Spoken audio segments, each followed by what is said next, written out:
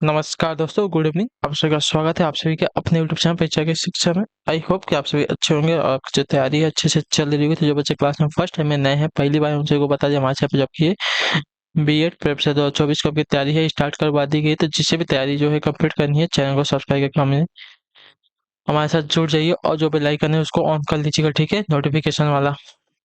बाकी जो क्लास का समय है देख लीजिए, जीके जीएस की जो क्लासेस सुबह 10 बजे आपको डेली हमारे यहाँ पे देखने को मिलती है। जो हिंदी की क्लासेस शाम को 7 बजे आपको इसी टाइम पे देखने को मिलती है, ठीक है। बाकी अगर पीडीएफ के लिए आपकी बात करें तो पीडीएफ के लिए हमारे टेलीग्राम का चैनल ज्वाइन कीजिए। परीक्षा की शिक्षा का टेलीग्राम का चैनल है, डिस्क्रिप्शन ऑप्शन को इसका लिंक मिल जाएगा, ठीक है। फटाफट जाइए टेलीग्राम चैनल से जुड़िए। और अगर आपको हमसे कुछ पूछना है, कोई बात करें तो आप हमें आके इंस्टाग्राम पर मैसेज कर सकते हैं। परीक्षा की शिक्षा का हमारे इंस्टाग्राम का पेज है, नीचे डिस्क्रिप्शन में आप सबको इसका लिंक मिल जाएगा, ठीक है। तो चलें क्लास स्टार्ट करेंगे। और स्टार्ट करने से पहले बता दूं कि ये जो क्लासेस है हर स्टेट के लिए है जहाँ पे आपका बीएड का इंट्रेंस एग्जाम होने वाला है, ठीक है। इन सभी के लिए जो है क्लासेस होने वाली है, ठीक। तो चलें क्लास स्टार्ट करेंगे। पहला क्वेश्चन देखेंगे क्या पूछा गया, ध्यान से देखेंगे और बताने की कोशिश करेंगे। सही उत्तर क्या हो जाएगा। मानक हिंदी का आधार क्या है, बताइए। खड़ी बोली, अपभ्रंश, पूर्वी हिंदी या परिनिष्ठित हिंदी, क्या हो जाएगा। मानक हिंदी का आधार क्या है साथियों, तो देखिए मानक हिंदी का जो आधार है आपका खड़ी बोली है, जो आपका ये वाला विकल्प दिया गया है 51 पे आपका राइट आंसर हो जाएगा, ठीक है। क्लियर सभी को इसके बारे में। अगले क्वेश्चन बढ़ेंगे, ध्यान से देखेंगे, आपका 52 नंबर पर उत्तर देने की कोशिश करेंगे, राइट आंसर क्या होगा, ठीक है। अगर चलिए इसके बारे में आपसे बात कर लेते हैं। तो देखिए जो खड़ी बोली है शब्दों का प्रयोग दो अर्थों में होता है इसका, ठीक है। एक तो साहित्यिक हिंदी खड़ी बोली के अर्थ में, और दूसरा जो है दिल्ली मेरठ के आसपास की जो लोक बोली के अर्थ में इसका जो है उपयोग किया जाता है, ठीक। इसी अर्थ में जो है कौरवी का भी कुछ लोग प्रयोग करते हैं। कौरवी का भी देखिए जो है इसमें प्रयोग किया जाता है। खड़ी बोली या कौरवी का जो है उद्भव सौरसेनी अपभ्रंश के जो है उत्तरी रूप में हुआ है, ठीक है। तथा इस क्षेत्र में जो है देहरादून का मैदानी भाग, सहारनपुर, मुजफ्फरनगर, मेरठ, दिल्ली का कुछ भाग, बिजनौर, रामपुर तथा मुरादाबाद का जो है शहर है आता है। क्लियर सभी को इसके बारे में। अगले क्वेश्चन बढ़ेंगे 52 नंबर। निम्न में से अशुद्ध शब्द कौन सा है, ठीक है। इसमें से हमको अशुद्ध वर्तनी वाला शब्द चुनना है। परमार्थ, चितार्थ, कृतार्थ, व्यार्थ। तो देखिए व्यार्थ नहीं होता है, तो जो आपका ती वाला विकल्प देगा आपकी इसकी वर्तनी अशुद्ध है, ठीक है। व्यार्थ नहीं होता, व्यर्थ होता है। अगले क्वेश्चन बढ़ेंगे 53 नंबर। इसका बताएंगे सही उत्तर का, ठीक है। कौन सी वर्तनी इसकी शुद्ध है हमको ये बताना है, ठीक। तो देखिए तकनीकी की जो वर्तनी दी गई है सी वाली आपकी शुद्ध हो जाएगी, ठीक है। क्लियर सभी को। अगले क्वेश्चन बढ़ेंगे 54 नंबर पर बताने की कोशिश करेंगे, राइट आंसर का होगा, ठीक।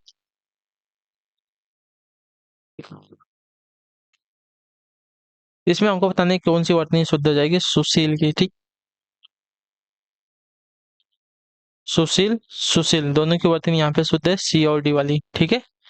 नेक्स्ट क्वेश्चन देखेंगे आपका 55 नंबर बताएंगे, राइट आंसर। क ख क ग ज फ ध्वनियाँ किसकी हैं।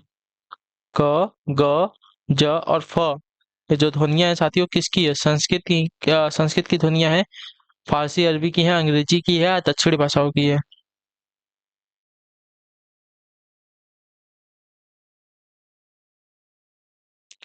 तो ये जो ध्वनियाँ है साथियों आपकी संस्कृत की हैं। जो आपका ये वाला विकल्प देगा है आपका पंचम 55 पे आपका राइट, ठीक है। संस्कृत शब्द का अर्थ है संस्कार की गई, अर्थात परिमार्जित यानी कि सुधारी गई भाषा, ठीक है।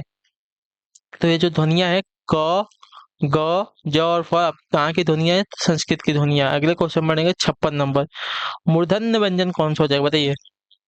मूर्धन्य व्यंजन यहाँ पे कौन सा है, देखिए च छ ज और झ, ये आपके क्या है, मैंने आपको कल इसका बताया तालव्य है, ठीक है।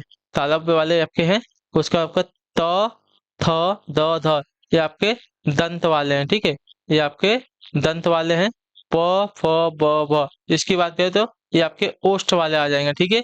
ये आपके ओष्ठ वाले हैं। और इसकी बात करें ट ठ ड ढ और ढ, तो ये आपके जो है मूर्धन्य वाले हैं, ठीक है। तो जो आपका सी वाला विकल्प देगा है मूर्धन्य व्यंजन कौन सा, ट ठ ड ढ और ढ वाले, ठीक है। क्लियर है। अगले क्वेश्चन बढ़ेंगे 57 नंबर पर बताने की कोशिश करेंगे। सही उत्तर मीरा जोर से हंसी, यह वाक्य किस क्रिया का समुचित उदाहरण है, ठीक है। तो देखिए मीरा जोर से हंसी, तो जिस क्रिया का फल कर्म पर न पड़कर कर्ता पर पड़ता है वहां आपकी अकर्मक क्रिया होती है। ठीक है, तो मेरा जोर से हंसी, तो यहाँ पे जो है कर्ता पर नहीं, जो कर्म पर इसका है असर नहीं पड़ रहा है क्रिया का, बल्कि कर्ता पर पड़ रहा है। तो यहाँ पे जो आपका अकर्मक क्रिया हो जाएगा, जो आपका ये वाला विकल्प देगा आपका राइट आंसर। ठीक, क्लियर सभी को। अगले क्वेश्चन बढ़ेंगे आपका 57 नंबर 58 पे बताएंगे राइट आंसर क्या होगा। ठीक है, निम्नलिखित में से कौन सा शब्द आपका जातिवाचक संज्ञा का नहीं है। ठीक है, जातिवाचक यानी कि सभी जाति का उससे बोध होता हो, ठीक है, किसी एक जाति का बोध होता हो, उसका नहीं होना चाहिए। ठीक है, जवान, तो देखिए किसी एक व्यक्ति का यहाँ पे नाम नहीं लिया, जवान मतलब जो अपने देश के सैनिक हैं उनकी बात हो रही है। ठीक है, बालक, बालक में भी देखिए बहुत सारे बालक आ सकते हैं, ये भी आपका देखिए जातिवाचक संज्ञा हो जाएगा। मनुष्य, तो मनुष्य भी तो बहुत सारे होते हैं। ठीक है, तो यहाँ पे जो सुंदर दिया गया है, सुंदर आपका जातिवाचक का नहीं बल्कि आपका गुणवाचक विशेषण हो गया है। ठीक है, जातिवाचक संज्ञा नहीं होता, जो आपका सी वाला विकल्प देगा आपका यहाँ पे राइट आंसर होगा। ठीक, क्लियर सभी को। अगले क्वेश्चन बढ़ेंगे आपको 59 पर, बताएंगे राइट आंसर। अनुमान का विशेषण होगा क्या, बताइए। अनुमान का विशेषण सब क्या हो जाएगा, तो देखिए अनुमान का विशेषण आपका हो जाएगा साथियों अनुमानित, जो ए वाला विकल्प देगा आपका राइट आंसर होगा। ठीक है, अनुमान भाववाचक संज्ञा है, इसका जो विशेषण रूप होगा अनुमानित हो जाएगा। ठीक है, अगले क्वेश्चन बढ़ेंगे 60 नंबर पर, बताने की कोशिश करेंगे राइट आंसर को। मैंने रमेश से पत्र लिखवाया, इस वाक्य में लिखवाया कौन से प्रकार की क्रिया है। तो देखिए मैंने रमेश से पत्र लिखवाया, मैंने मतलब खुद काम नहीं किया है, किसी और से करवाया है।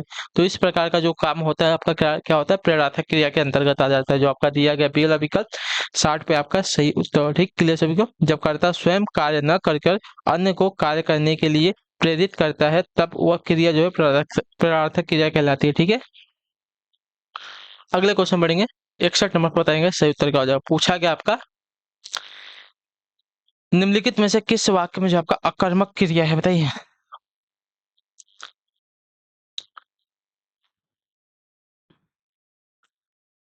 तो पानी बरस रहा है, पानी बरस रहा है, देखिए इसमें आपका अकर्मक क्रिया हो जाएगा। यहाँ पे जो कर्म है इसका असर जो है कर्ता पर नहीं पड़ रहा है। ठीक है, कर्ता पर पड़ रहा है, डायरेक्ट क्रिया का जो कर्म पर नहीं पड़ रहा है। तो यहाँ पे जो पानी बरस रहा है आपका क्या हो जाएगा, अकर्मक क्रिया हो जाएगा। ठीक है, जिस क्रिया का फल कर्ता पर पड़ता है वो आपकी अकर्मक क्रिया कहलाती है। ठीक है, क्लियर सभी को इसके बारे में।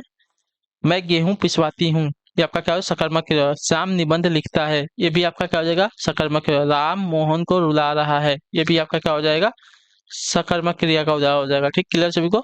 अगले क्वेश्चन बढ़ेंगे 62 पे, बताएगा राइट आंसर को। कोई आ रहा है वाक्य में कोई किस प्रकार का सर्वनाम है। ठीक है, कोई आ रहा है वाक्य में जो कोई जो है किस प्रकार का सर्वनाम है, तो कोई जो है आपका देखिए साथियों अनिश्चयवाचक का सर्वनाम जो आपका दिया गया यहाँ पे, ये वाला विकल्प आपका राइट आंसर। ठीक है, क्लियर सभी को इसके बारे में।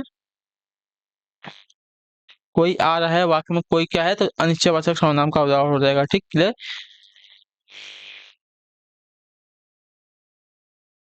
अनिश्चयवाचक सर्वनाम क्या होता है, तो ऐसे सर्वनाम जिससे किसी निश्चित वस्तु व्यक्ति का बोध नहीं होता है उसको क्या कहते हैं, अनिश्चयवाचक सर्वनाम कहते हैं। जैसे कि कोई कुछ, ये जो शब्द है अनिश्चयवाचक सर्वनाम के अंतर्गत आता है। अगले क्वेश्चन बढ़ेंगे आपका सर्वनाम के कितने प्रकार होते हैं, हमसे ये पूछा है। तो सर्वनाम के कुल आपके साथियों 6 प्रकार होते हैं। ध्यान से देख लीजिए और सुन लीजिए, मैं आपको देखिए लिखवा देता हूँ। पहला आता है पुरुषवाचक, दूसरा आपका निश्चयवाचक, तीसरा आपका अनिश्चयवाचक। ठीक है, तीसरा आपका निश्चयवाचक हो गया। चौथा आपका देखिए संबंधवाचक। ठीक, पांचवा आपका प्रश्नवाचक और छठा जो है आपका निजवाचक। चलिए, तो ये आपके 6 प्रकार के जो है सर्वनाम होता है। अगले क्वेश्चन बढ़ेंगे 64 नंबर। गरीबों की सहायता करो, गरीबों शब्द क्या है, बताइए। गरीबों की सहायता करो, तो जो गरीबों शब्द दिया गया है क्या है, तो गरीबों जो शब्द है आपका साथियों देखिए, गरीबों मतलब पूरी पूरी गरीब जाति की यहाँ पे क्या हो रही है, बात हो रही है। तो गरीबों जो आपका क्या हो जाएगा, जातिवाचक संज्ञा के अंतर्गत आता है, जो आपका सी वाला विकल्प देगा है आपका राइट आंसर होगा। ठीक है, क्लियर है। अगले क्वेश्चन बढ़ेंगे 65 नंबर 65 पे उत्तर देंगे right। नीचे दिए गए वाक्यों में कारक बताइए। ठीक है, झगड़ा मेरे और उसके मध्य में था। ठीक है, तो झगड़ा मेरे और उसके मध्य में था, यानी कि देखिए दो जन की यहाँ पे संबंध की बात हो रही है। ठीक है, यहाँ पे क्या हो जाएगा, संबंध कारक आ जाएगा, जो आपका दिया गया यहाँ पे सी वाला विकल्प आपका राइट आंसर हो जाएगा। ठीक है, क्लियर है। संज्ञा आदि शब्दों के जिस रूप से किसी एक वस्तु का दूसरी वस्तु से संबंध प्रकट हो वहां आपका संबंध कारक आता है। ठीक है, इसकी जो विभक्ति है का, के, की, रा, रे, री। ठीक है, ये होता है। ठीक, तो जो आपका वाक्य दिया गया झगड़ा मेरे और उसके मध्य में था, तो वाक्य में जो आपका मेरे और उसके के मध्य में जो है संबंध की निरुपति हुई है। ठीक है, अगले क्वेश्चन बढ़ेंगे आपका 66 को उत्तर देंगे। निम्न में से स्त्रीलिंग शब्द कौन सा है? ठीक है, दुख, गरिमा, लेख, स्पर्श। तो गरिमा जो शब्द दिया गया कैसा शब्द है आपका, देखिए पढ़ने से आपको क्लियर हो जाएगा, स्त्रीलिंग शब्द हो जाएगा। ठीक है, क्लियर है। अगले क्वेश्चन बढ़ेंगे आपका 67 नंबर, ध्यान से देखिएगा, बताएंगे कोशिश कीजिएगा। राइट आंसर का कैवर्त शब्द का तद्भव रूप क्या बताइए? कैवर्त शब्द का तद्भव रूप क्या हो जाएगा? देखिए कैवर्त शब्द का तद्भव रूप आपका केवट हो जाएगा। केवट जो नाव को चलाता है उसकी बात कर रहे हैं, तो जो आपका बी वाला विकल्प देगा आपका राइट है। एक जाति जो नाव खेने का काम करती है, ठीक है, उसको कहते हैं नाव चलाने वाला व्यक्ति जो है आपका केवट कहलाता है। अगले क्वेश्चन बढ़ेंगे आपका 68 नंबर, गिद्ध शब्द का तद्भव क्या होते हैं? गिद्ध शब्द का तद्भव क्या होता है? देखिए गिद्ध शब्द का जो तद्भव हो जाएगा आपका गिद्ध हो जाएगा, जो आपका दिया गया डी वाला विकल्प आपका राइट आंसर। ठीक है, क्लियर सभी को इसके बारे में। अगले क्वेश्चन बढ़ेंगे आपका 69 नंबर पर, उत्तर देंगे की कोशिश करेंगे। राइट आंसर का पूछा गया आपको उर्मी का एक अर्थ आपका प्रकाश दिया गया, उसका दूसरा अर्थ हमको बताना है। ठीक है, तो देखिए उर्मी का अनेकाधिक शब्द हो जाएगा छोटी लहर, प्रवाह, वेग, प्रकाश, तरंग। ठीक है, तो तरंग यहाँ पे दिया गया है आपका उर्मी का दूसरा हो जाएगा तरंग, एक ही आपका प्रकाश दिया गया है। ठीक है, अगले क्वेश्चन बढ़ेंगे 70 को उत्तर देंगे की कोशिश करेंगे। आगे से अत्यंत में कौन सा उपसर्ग लगा है? तो देखिए अत्यंत की अगर बात करें, यहाँ पे अति धन अंत होके आपका अत्यंत बना है। ठीक है, अति प्लस अंत मिलकर क्या बना है आपका?